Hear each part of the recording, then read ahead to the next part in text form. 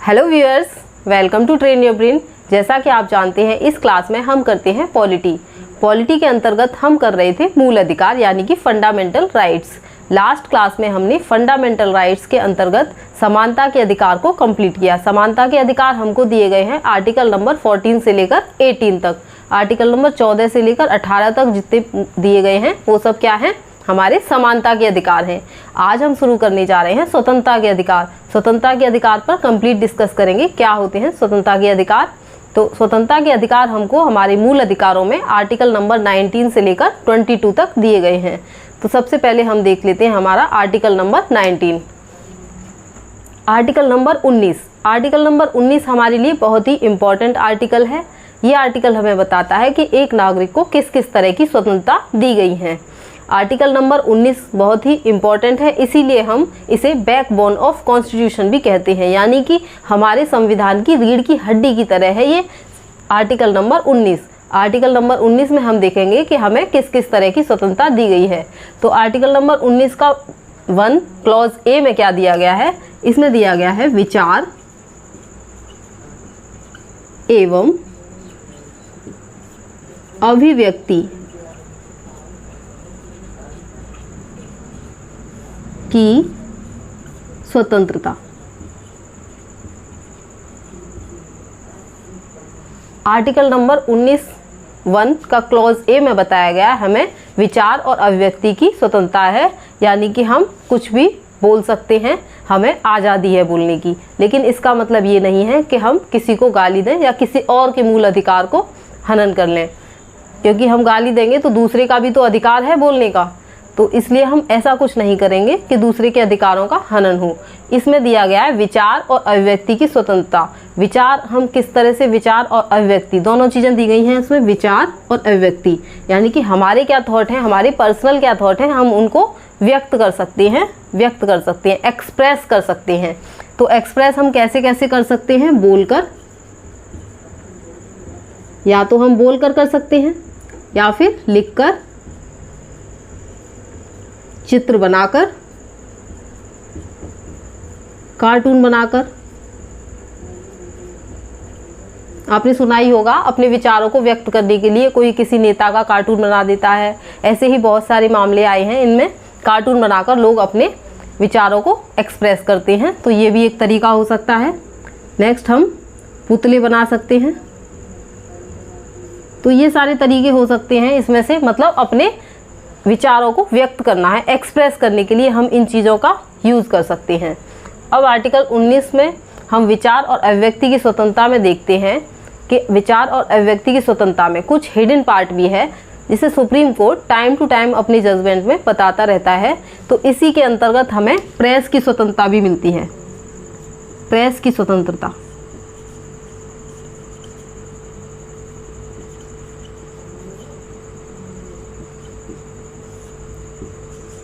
इसी 19(1) में आती है प्रेस की स्वतंत्रता, जो हमारे न्यूज़पेपर के थ्रू हम अपने विचारों को एक्सप्रेस कर रहे हैं। तो वो भी किस में आ जाता है, इसी आर्टिकल में आ जाता है, प्रेस की स्वतंत्रता। इसके अलावा व्यावसायिक जो विज्ञापन है हमारे, यानी कि हम कोई भी विज्ञप्ति निकाल सकते हैं, कोई भी एम्प्लॉयमेंट जॉब के लिए जो हम भर सकते हैं और अपना न्यूज़पेपर में दे सकते हैं आर्टिकल कि हाँ हमारे यहाँ ये जॉब है, और अप्लाई कर सकते हैं लोग। तो इस तरह से व्यावसायिक विज्ञापन भी निकाल सकते हैं हम, वो भी इसी में आएंगे, व्यावसायिक विज्ञापन। और क्या कह सकते हैं हम, चुप रहने की भी आज़ादी इसी में आती है। यहाँ बोलने की स्वतंत्रता है, यहाँ बोलने की स्वतंत्रता है, तो चुप रहना भी हमारा एक मौलिक अधिकार है, वो इसमें आता है। चुप रहना या मौन रहना कह सकते हैं, चुप रहना, चुप रहना भी हमारा एक अधिकार है, वो इसमें आता है। इसके अलावा हम और क्या कह सकते हैं, इलेक्ट्रॉनिक मीडिया जो होती है हमारी, वो भी इसी में आती है, इलेक्ट्रॉनिक मीडिया।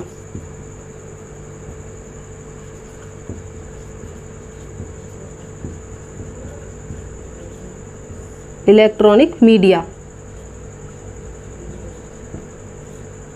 झंडा फहराने का अधिकार भी इसी में आता है। ये सब सारी चीज़ें इंपॉर्टेंट हैं, इनको अच्छे से नोट डाउन कर लेंगे, क्योंकि अक्सर क्वेश्चंस में यही पूछा जाता है, प्रेस की स्वतंत्रता किस आर्टिकल में आती है, तो आपको पता होना चाहिए इसका 19 का हिडन पार्ट में क्या क्या चीज़ें हैं। तो ये सारी चीज़ें हैं, इनको अच्छे से नोट डाउन कर लेंगे और लर्न कर लेंगे, क्योंकि एग्ज़ाम में अक्सर यहीं से क्वेश्चन बनते हैं। तो झंडा फहराने की स्वतंत्रता, झंडा फहराने की स्वतंत्रता,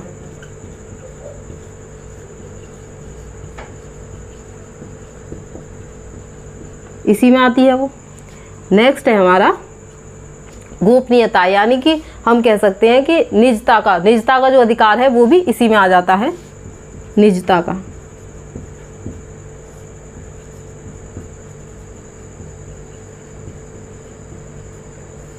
यानी कि राइट टू प्राइवेसी। इसके अलावा हम कह सकते हैं विरोध प्रदर्शन के खिलाफ हम अपना, जैसे कि लोग कहीं विरोध प्रदर्शन कर रहे हैं अपना, बहुत सारे लोग हैं जिन्होंने बंद कर दिया है, मतलब बहुत सारे लोग अपनी दुकानों को बंद करके बैठे हैं और एक मोर्चा निकाल रहे हैं या कुछ कर रहे हैं। तो ज़रूरी नहीं है कि आप उस मोर्चे में शामिल हों, आप चाहें तो अपनी दुकान आप खोल सकते हैं, खोल कर बैठे हैं, तो इसका मतलब क्या है, आप उस मोर्चे का, आप उस संगठन का विरोध कर रहे हैं, तो ये भी आपको अधिकार है। इसी के तहत विरोध, इसी के तहत ये भी अधिकार दिया गया है कि कोई भी बंद आयोजित किया गया है तो आप उसका विरोध कर सकते हैं। आयोजित बंद के खिलाफ, आयोजित बंद का विरोध, ये भी हम इसी में कर सकते हैं।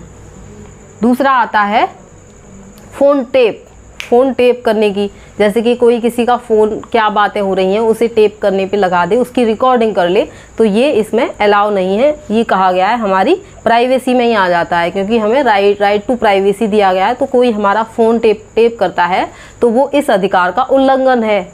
जैसे कि एक केस है, उसमें बताया गया था कि एक वाइफ थी और एक हस्बैंड था। जब वाइफ रात को 2 बजे बात कर रही होती है तो उसके हस्बैंड को इस चीज़ से दिक्कत होती है, तो वो क्या करते हैं, उसे पूछते हैं कि बताइए मुझे इसका पासवर्ड बताइए, मुझे पूछना है, लेकिन वो नहीं बताती है। इसीलिए क्या होता है कि वो उसे डाइवोर्स दे देता है कि पता नहीं क्या है इसका, तो वो डाइवोर्स दे देता है।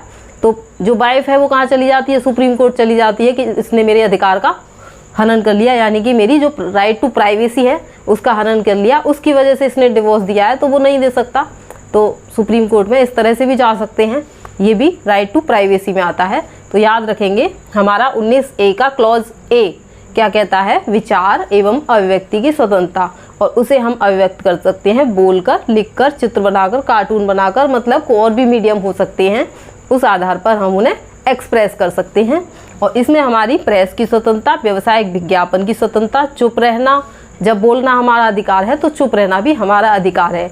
जैसे मान लीजिए किसी की मृत्यु हो गई है तो उस टाइम पर मौन धारण किया जाता है, तो वो भी हमारा अधिकार है, हम मौन धारण कर सकते हैं। दूसरा, जैसे कि आप समझ सकते हैं जब भी राष्ट्रगान होता है तो राष्ट्रगान के टाइम पर बहुत से लोग तो गा रहे हैं लेकिन बहुत से लोग नहीं गा रहे होते हैं, तो खड़े रहने पे ही माना जाता है कि आप सम्मान कर रहे हैं देश का, तो इसीलिए वो चुप भी रह सकते हैं, ये भी उनको स्वतंत्रता है इसी आर्टिकल के अंतर्गत।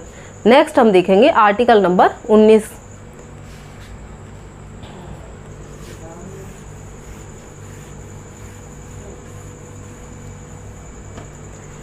Article number 19(1) clause we.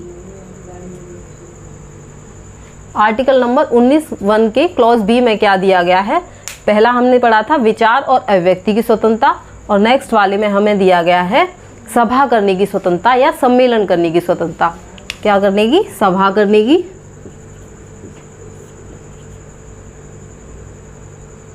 सभा करने या सम्मेलन करने की स्वतंत्रता।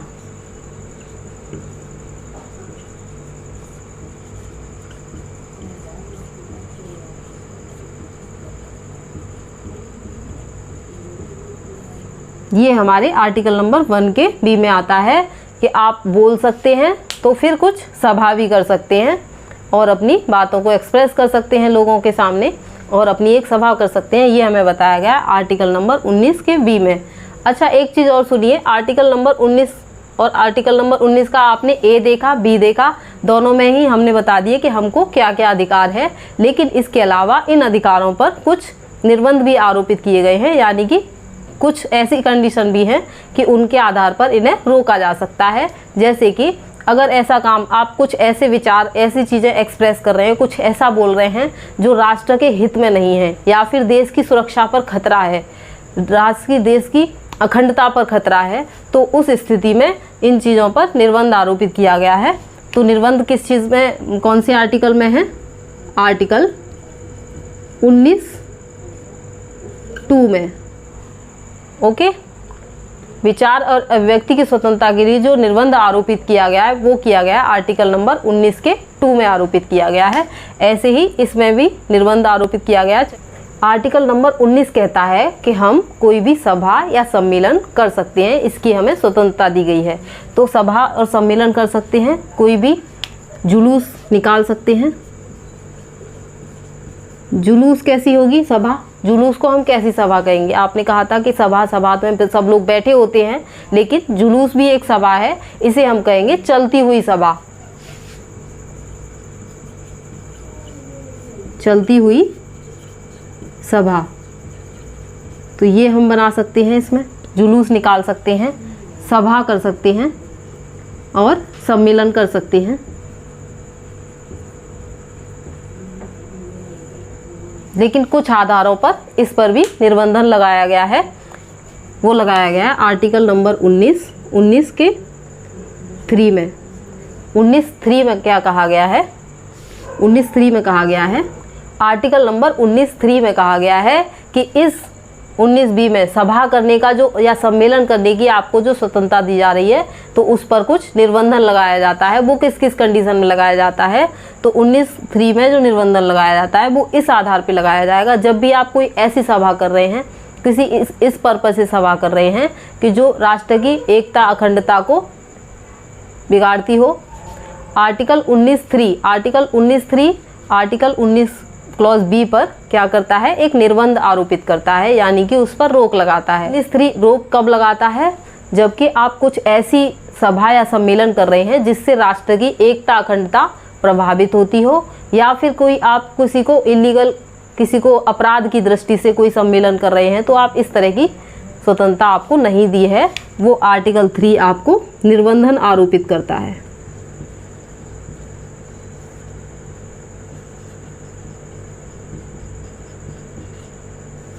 आगे हम देख लेते हैं आर्टिकल नंबर 19(1)(c). 19 की क्लॉज सी में क्या कहा गया है? तो क्लॉज सी में कहा गया है कि आपने विचार और अभिव्यक्ति स्वतंत्रता कर ली, उसके बाद अपने सभा और सम्मेलन भी कर लिया, तो अब आप क्या कर सकते हैं? एक संगठन बना सकते हैं। तो यहाँ पर संगठन बनाने की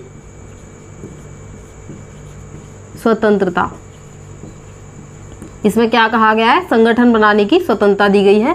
तो यहाँ पर आप क्या कर सकते हैं? कोई कंपनी बना सकते हैं, कोई फर्म बना सकते हैं, कोई सहकारी समिति बना सकते हैं।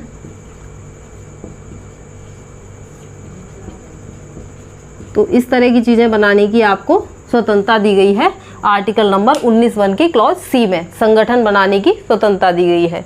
इसमें आप कोई कंपनी बना सकते हैं, फर्म बना सकते हैं, सहकारी समिति बना सकते हैं। सहकारी समिति जो बनाने का कॉन्सेप्ट है, ये 97वां अमेंडमेंट हुआ था, 97वां संविधान संशोधन, कॉन्स्टिट्यूशनल अमेंडमेंट एक्ट हुआ था 2011 का, तो इससे इसको जोड़ा गया। ओके, इसको नोट डाउन कर लेंगे। 97वां संविधान संशोधन किया गया था 2011 का, इससे सहकारी समिति बनाने की स्वतंत्रता इसी में ऐड की गई थी।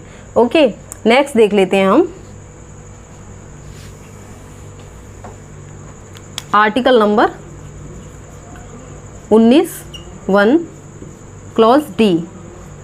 जब हमने विचार बोलने की स्वतंत्रता हमें मिल गई, हमने सभा कर ली, फिर उसके बाद हमने संगठन बना लिया एक, और जब संगठन बना लिया तो फिर हमें निर्वाध संचरण करने की स्वतंत्रता दी गई। देश में निर्वाध संचरण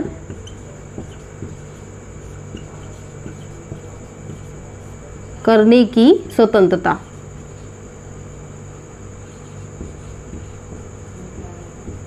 ये कहता है हमारा आर्टिकल नंबर 19(1) का क्लॉज डी। इसमें निर्बाध संचरण करने की स्वतंत्रता। इसका मतलब क्या है कि आप कहीं भी घूम सकते हैं बिना रोक टोक के।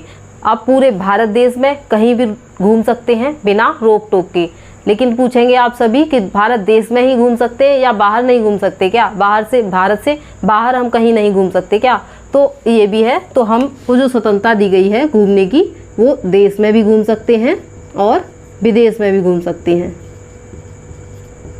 देश विदेश हम कहीं भी घूम सकते हैं, लेकिन इस पर भी निर्बंधन आरोपित किया गया है और वो आरोपित किया गया है आर्टिकल 19(6) में दिया गया है निर्बंधन किस आधार पर दिया गया है कि आप देश विदेश घूम रहे हैं तो किसी इस पर्पज से तो नहीं घूम रहे हैं कि जो राष्ट्र की एकता अखंडता इन चीज़ों को प्रभावित कर रहा हो, या फिर विदेश मामले जो होते हैं हमारे विदेश जो संबंध होते हैं उनको प्रभावित कर रहा हो। तो उस स्थिति में आपके संचरण करने को रोका जा सकता है। या फिर आप इस तरह से घूम रहे हैं तो आपके घूमने से कोई कहीं दंगा भड़क सकता है या कुछ भड़क सकता है, तो आपको ये अधिकार से रोका जा सकता है। आप चारों तरफ नहीं घूम सकते।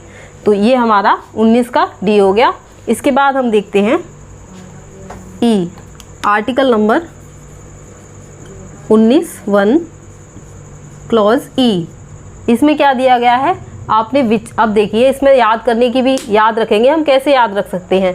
सबसे पहले हम बोल सकते हैं, बोलने की हमें स्वतंत्रता मिली। और जब हम बोले तो जब हमको बोलना सीख गए तो हमने क्या किया? एक सभा बनाई और हम उस सभा में बोलने लगे। जब हम सभा में बोलने लगे तो हमारा क्या है, सबसे व्यवहार अच्छा हो गया। फिर हमने क्या किया? एक संगठन बना लिया। वहाँ पर हमने क्या किया? एक संगठन बना लिया। और जब संगठन बना लिया तो फिर हम कहीं भी घूम सकते हैं। निर्बंधन आरोपित इसमें किया गया है, लेकिन हमें निर्बाध संचरण की स्वतंत्रता है। हम कहीं भी घूम सकते हैं, देश में भी घूम सकते हैं, विदेश में भी घूम सकते हैं। तो इसके बाद जब हम घूमेंगे तो घूमते ही थोड़ी ना रहेंगे, हमेशा घूमते ही थोड़ी ना रहेंगे, कहीं रुकना भी पड़ेगा। जब रुकना पड़ेगा तो रहने और बसने की स्वतंत्रता यहाँ आ जाती है। रहने या बसने की स्वतंत्रता।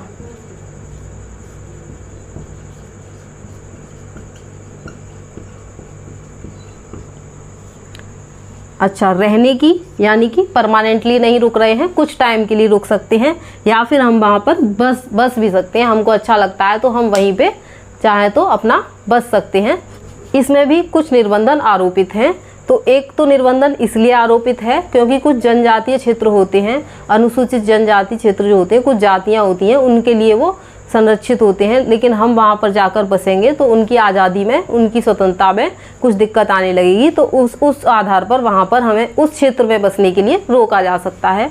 आर्टिकल नंबर 19(1) का क्लॉज ई हमें रहने और बसने की स्वतंत्रता देता है। यानी कि हम वहाँ पर स्टे कर सकते हैं, कुछ टाइम के लिए रह सकते हैं, या फिर परमानेंटली वहाँ पर निवास कर सकते हैं, अपना बस सकते हैं वहाँ पर। लेकिन इस आर्टिकल पर भी कुछ आधार पर निर्बंधन आरोपित किए गए हैं, रोक लगाते हैं।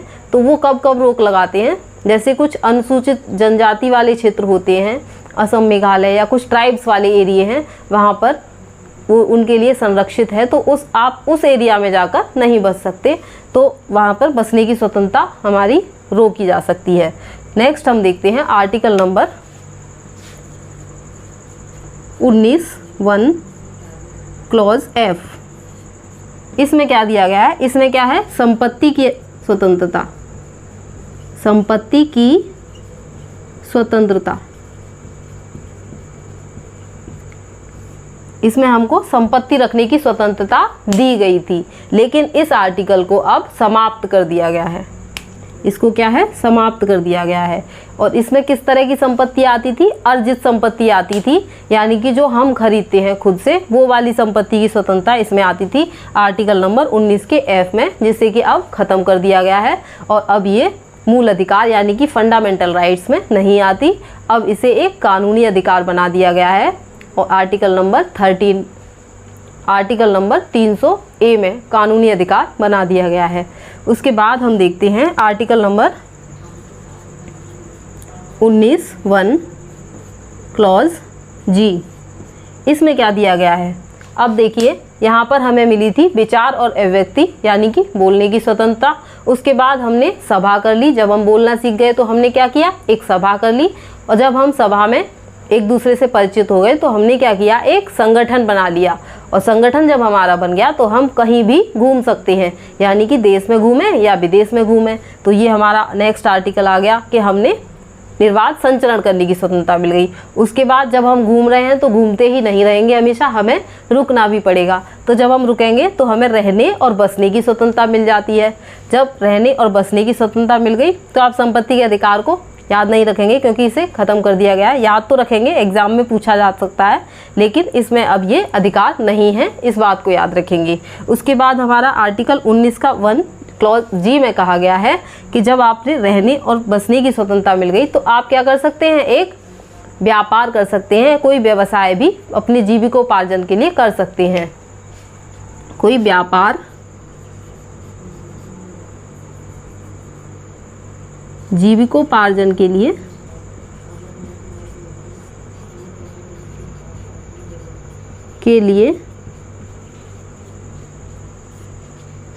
अपनी पसंद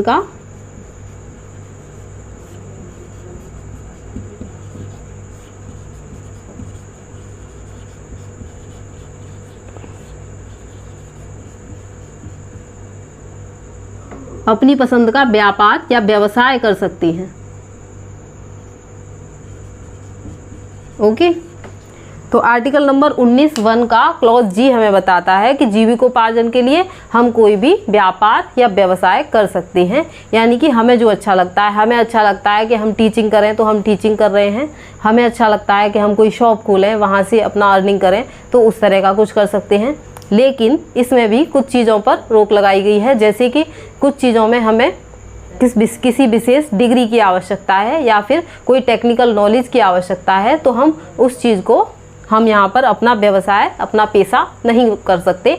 जैसे कि अभी हम यहाँ पढ़ा रहे हैं, कल को हमको मन करे कि हम अपनी एक डॉक्टर की दुकान खोल लें और हम भी इलाज करना शुरू कर दें, तो हम ऐसा नहीं कर सकते क्योंकि वहाँ पर एक डिग्री की आवश्यकता होती है, एक अनुभव की आवश्यकता होती है। उस पर्टिकुलर फील्ड में आपको नॉलेज होना आवश्यक है या फिर आपको उस पर्टिकुलर डिग्री की ज़रूरत है। और जब तक आपके पास वो नहीं है, आप इस तरह का कोई भी व्यापार नहीं कर सकते। तो इस तरह की स्वतंत्रता इसमें दी गई है। तो यहाँ आपने आर्टिकल नंबर 19 को समझ लिया पूरा। आर्टिकल नंबर 19 में यहाँ से लेके यहाँ तक दिया गया है, तो एक बार रिवाइज कर लेंगे मेरे साथ। सबसे पहले यहाँ दिया गया है विचार एवं अभिव्यक्ति की स्वतंत्रता यानी कि बोलने की स्वतंत्रता। और जब आपने बोलना सीख लिया तो फिर एक सभा कर लिया, सभा करने की स्वतंत्रता। सभा करने के बाद आपको संगठन बनाने की स्वतंत्रता मिली। और जब आपका एक संगठन बन गया तो आप क्या कर सकते हैं, निर्बाध संचरण कर सकते हैं, कहीं भी घूम सकते हैं। और जब घूम लेंगे तो घूमते ही नहीं रहेंगे, हमें रुकना भी पड़ेगा, रहना भी पड़ेगा और बसना भी पड़ेगा। और जब हम रह जाएंगे और कहीं बस गए हैं तो फिर हमें रुपये पैसे की भी ज़रूरत पड़ेगी, खाने पीने के लिए ज़रूरत पड़ेगी। तो हम क्या कर सकते हैं, अपनी पसंद का कोई पेशा चुन सकते हैं, कोई व्यापार कर सकते हैं, कोई व्यवसाय कर सकते हैं। तो ये हो गया हमारा आर्टिकल नंबर 19। इन पर जो निर्बंधन आरोपित किए गए हैं उनके बारे में बात कर लेते हैं। मतलब इन पर जो रोक लगाई गई है स्पेशली वो इसीलिए लगाई गई है कि ऐसे हमें कोई भी इस तरह की स्वतंत्रता नहीं दी गई है कि जो हमारे राष्ट्र की एकता अखंडता को प्रभावित करती हो। यानी कि हम कोई ऐसा काम नहीं करेंगे कि हमारे देश के गौरव में कोई भी दिक्कत आए या फिर जो हमारे अंतर्राष्ट्रीय जो संबंध हैं उनमें कोई दिक्कत आए। तो इस तरह का हम कोई काम नहीं करेंगे, इसीलिए हम इन पर कुछ निर्बंधन आरोपित किए गए हैं। तो वो आपने अच्छे से समझ लिया। नेक्स्ट हम देखेंगे आर्टिकल नंबर 20। आर्टिकल नंबर 20 में क्या दिया गया है। तो आर्टिकल 20 हमें किस तरह की स्वतंत्रता देता है। आर्टिकल 20 जो हमें स्वतंत्रता देता है वो देता है दोष सिद्धि के संबंध में संरक्षण, यानी कि प्रोटेक्शन फ्रॉम कन्विक्शन। तो किस तरह की स्वतंत्रता देता है, दोष सिद्धि के संबंध में, दोष सिद्धि से संरक्षण।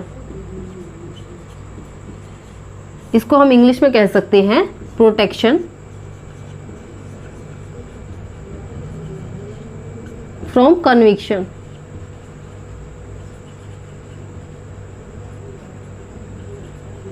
तो ये हमको बताता है आर्टिकल नंबर 20। दोष सिद्धि के संबंध में संरक्षण यानी कि प्रोटेक्शन प्रदान करता है फ्रॉम कन्विक्शन। यानी कि जब भी हमने कोई अपराध कर दिया है, कोई क्राइम कर दिया है, यानी कि हम पर कोई दोष आरोपित हो चुका है, तो उसके संबंध में हमारे पास क्या क्या अधिकार दिए गए हैं, क्या क्या हमको स्वतंत्रताएं दी गई हैं, तो वो बताया गया आर्टिकल नंबर 20 में। आर्टिकल नंबर 20 में जो दोष सिद्धि के संबंध में कुछ स्वतंत्रताएं बताई गई हैं। तो जो अपराधी है, मान लीजिए जब दोष सिद्धि हम पे की जा रही है तो उससे हमको प्रोटेक्शन कैसे मिलेगी। प्रोटेक्शन के लिए कुछ चीज़ें बताई गई हैं, जैसे कि जिस समय आपने कोई क्राइम किया है या कोई अपराध किया है, तो वो जो होगा आपको एक क्राइम के लिए केवल एक ही सजा दी जाएगी। सबसे पहली बात क्या है, एक अपराध के लिए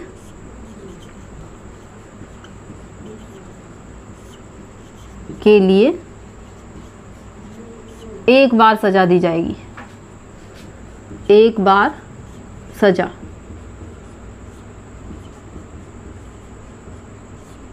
तो पहली बात क्या है, एक अपराध के लिए हमें एक ही बार सजा दी जा सकती है।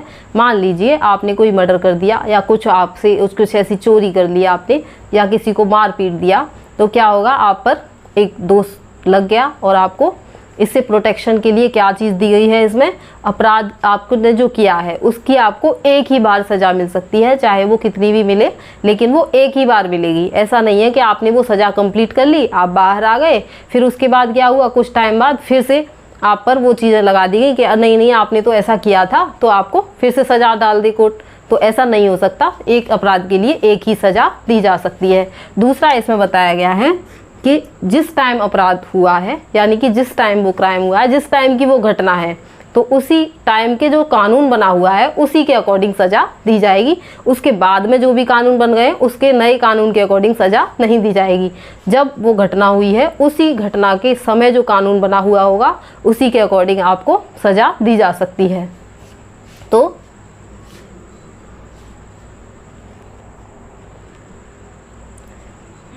तो इसमें कहा गया है अपराध के समय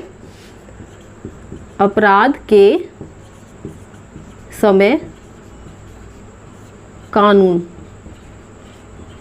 अपराध के समय जो भी कानून होगा हमें उसी के अकॉर्डिंग सजा दी जाएगी।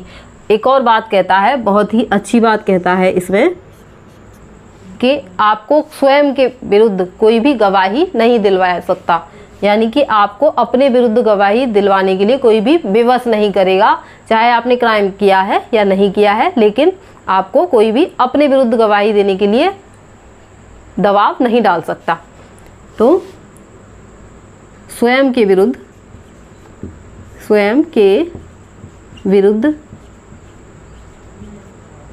गवाही नहीं, तो ये चीज़ बताई गई है हमको कि स्वयं के विरुद्ध गवाही देने के लिए कोई भी आपको प्रेस नहीं कर सकता, कोई भी आप पर दबाव नहीं डाल सकता। जैसे कि जनरली ऐसा होता है आजकल कि पुलिस क्या करती है, जब भी आपसे कोई भी क्राइम हुआ है या नहीं हुआ है, या आपको शक के आधार पर पुलिस ने अरेस्ट किया है, तो वो क्या करती है, अब ज़्यादा उस पर मेहनत नहीं करना चाहती कि किसने क्राइम किया है या कहाँ से मैं सबूत ढूंढूं, क्या करूं। तो पुलिस मोस्ट ऑफ क्या करती है कि उसी पे कबूल कराने के लिए पूरी कोशिश करती है। तो यहाँ पर क्या होता है, तो उस टाइम तो लोग बोल देते हैं कि चलो किया है, लेकिन जो हाई कोर्ट या सुप्रीम कोर्ट जो भी न्यायालय है उसके सामने हमें अपनी सच्ची बात रखने का अधिकार है, क्योंकि वहाँ तो हमारी सुनी न जाती है। तो बाद में आप इस तरह की बातें नहीं बोलेंगे, क्योंकि वो इसीलिए पुलिस की गवाही मान्य नहीं होती है, क्योंकि वहाँ पर अंडर प्रेशर करा लिया जाता है, लेकिन ऐसा होता नहीं है। हमारे आर्टिकल नंबर 20 में कहा गया है कि हमको स्वयं के विरुद्ध गवाही देने से स्वतंत्रता प्राप्त है।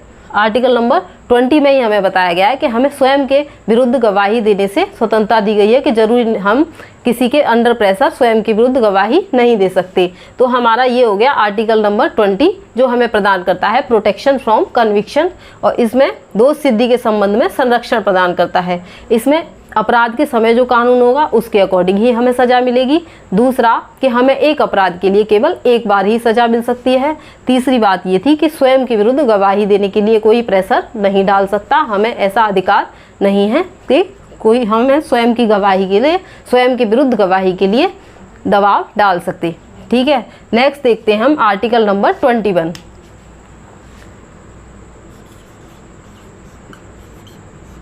Article number 21। आर्टिकल नंबर 21 में क्या कहा गया है? प्राण एवं दैहिक स्वतंत्रता।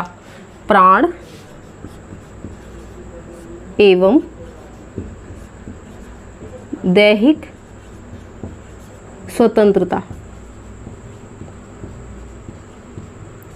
यानी कि लाइफ एंड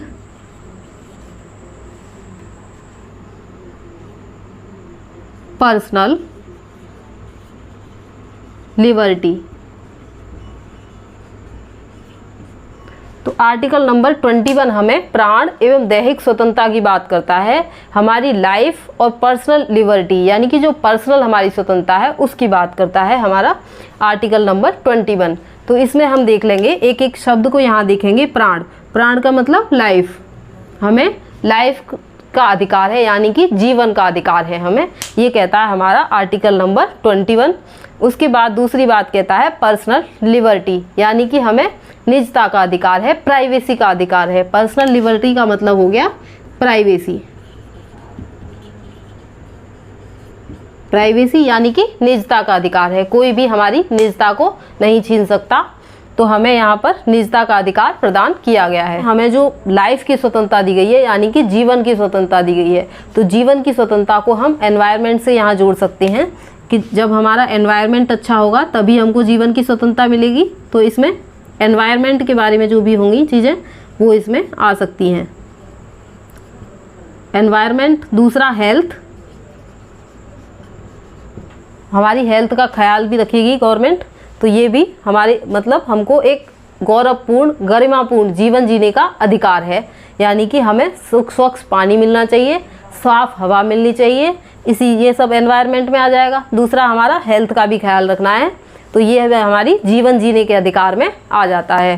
दूसरा हमारा पर्सनल लिबर्टी की बात करी हमने, प्राइवेसी की बात करी यानी कि निजता की बात करी, यानी कि ऐसा हमारा अधिकार है कि कोई हमसे हमारा पासवर्ड नहीं जान सकता, हम चाहें तो बता दें लेकिन किसी के पास भी राइट नहीं है कि वो हमसे हमारा पासवर्ड पूछे, यानी कि हमारी कुछ प्राइवेसी है तो हम उन प्राइवेसी को ज़रूरी नहीं है कि किसी को बताएं।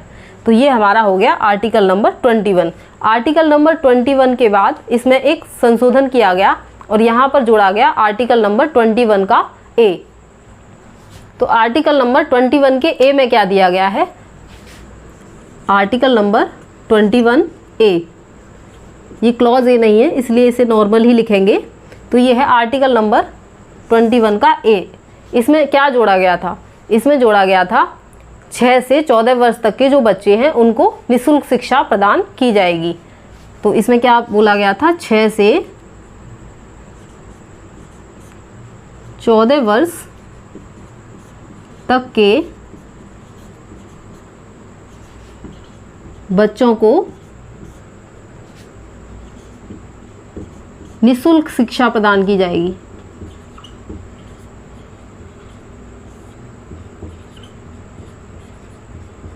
ये उनका फंडामेंटल राइट है कि 6 से 14 वर्ष तक के बच्चों को निःशुल्क शिक्षा यानी कि फ्री एजुकेशन दी जाएगी जब तक कि वो 14 साल के नहीं हो जाते। इसमें हम कोई हायर एजुकेशन की बात नहीं कर रहे हैं, लेकिन 6 से लेकर 14 वर्ष तक का बच्चा जब तक होता है तब तक उसे फ्री में एजुकेशन पाने का पूरा अधिकार है। अच्छा, इसे जोड़ा गया था 86 कॉन्स्टिट्यूशनल अमेंडमेंट एक्ट, 86वां संविधान संशोधन 2002।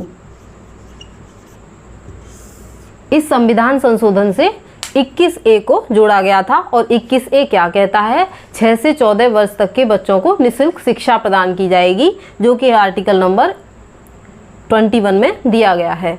और इसे किससे जोड़ा गया था? कौन सा अमेंडमेंट था? इसको याद रखना बहुत ज़रूरी है क्योंकि ये मोस्ट ऑफ एग्जाम में पूछा जाता है और पूछा जाएगा। तो 86 कॉन्स्टिट्यूशनल अमेंडमेंट 2002 से हमने 21A को जोड़ा और 21A में क्या कहा गया? 6 से 14 वर्ष तक के बच्चों को निःशुल्क यानी कि फ्री एजुकेशन पाने का पूरा अधिकार है। तो आज हमने आर्टिकल नंबर 19 से लेकर आर्टिकल नंबर 21 तक कंप्लीट किए। नेक्स्ट क्लास में हम पढ़ेंगे आर्टिकल नंबर 22, क्योंकि आर्टिकल नंबर 22 में काफ़ी कुछ समझने के लिए है, तो हम उसके लिए अलग से सेपरेट क्लास लेंगे। तो आज आपने जो समझा, आर्टिकल नंबर 19 को समझा, 20 को समझा, 21 को समझा और 21 के ए को समझा। तो क्लास आपको कैसी लगती है प्लीज़ हमें कमेंट बॉक्स में लिखें, लाइक शेयर एंड सब्सक्राइब करें। और अगर इस क्लास की PDF चाहिए तो हमारी टेलीग्राम चैनल को ज्वाइन करें, लिंक आपको डिस्क्रिप्शन बॉक्स में मिल जाएगा। और पॉलिटी की अदर क्लासेस देखने के लिए प्लेलिस्ट बना दी गई है और उसका भी लिंक डिस्क्रिप्शन बॉक्स में आपको मिल जाएगा, तो वहाँ से जाकर आप क्लासेस को देख सकते हैं। Thanks for watching train Your brain.